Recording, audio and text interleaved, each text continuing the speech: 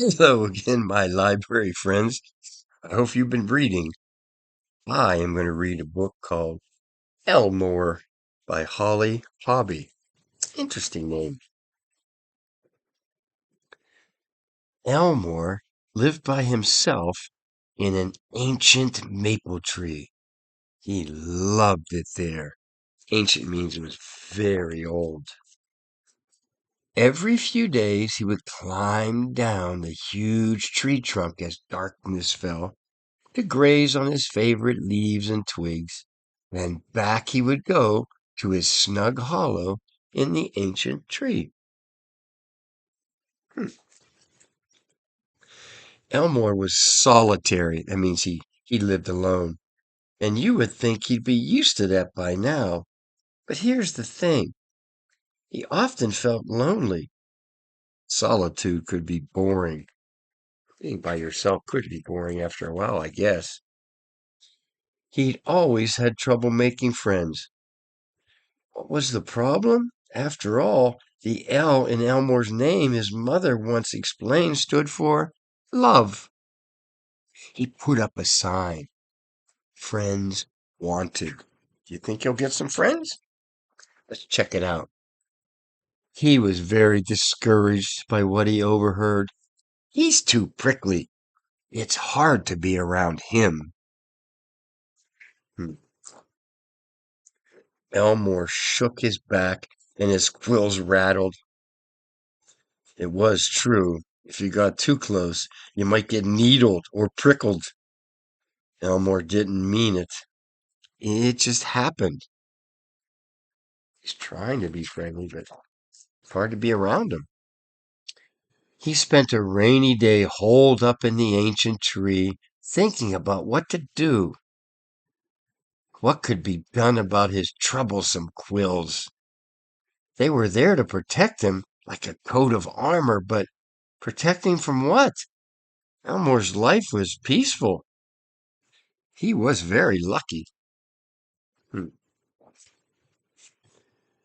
The next day his old uncle happened to come shuffling along past Elmore's tree. "Good morning, Elmore." A moment later he said, "You don't seem your usual cheerful self. Is something wrong?" "I wish I didn't have all these quills," Elmore explained. "I'm too hard to be around. I have no friends." "I'm your friend," his uncle smiled. "That's different," Elmore replied.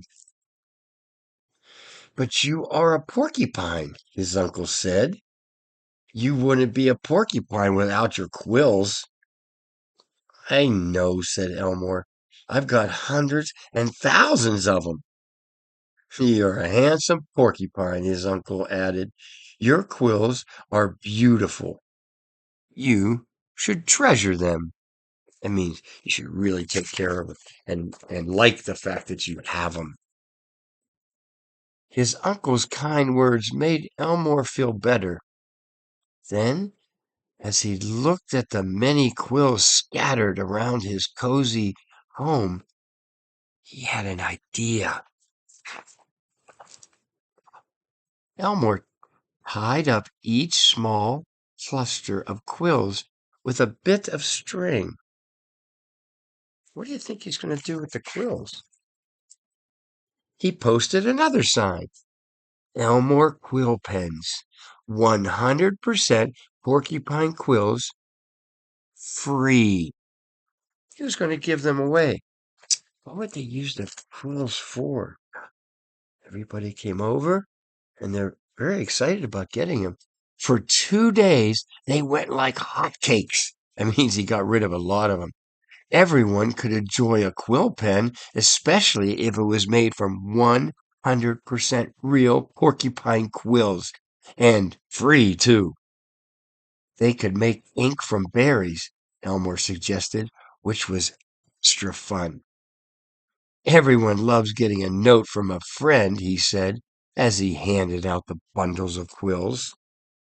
What do you think's going to happen? By the time the last quill pens were gone, Elmore was tuckered out. Oh, boy. But most of all, he was happy. In the days that followed, he received all kinds of notes. It was exciting. Love, we love our quill pens. This is a picture of us, the porcupines, or the possums, two pictures of themselves. Let's be pen pals. That means you write letters back and forth if someone lives far away. One bright morning after the quill event, there was a big sign tacked to the trunk of Elmore's tree. What do you think it said? You are a beautiful porcupine. Our woods are lucky to have you. Signed, your friends. Isn't that great? He got to be himself, found a way that he could be friends with everybody and help them out, and actually get some letters written to him. That's a pretty cool. If you like this book or any of the other ones I've ever read, come on to the library. We have so many great books for you to visit and read.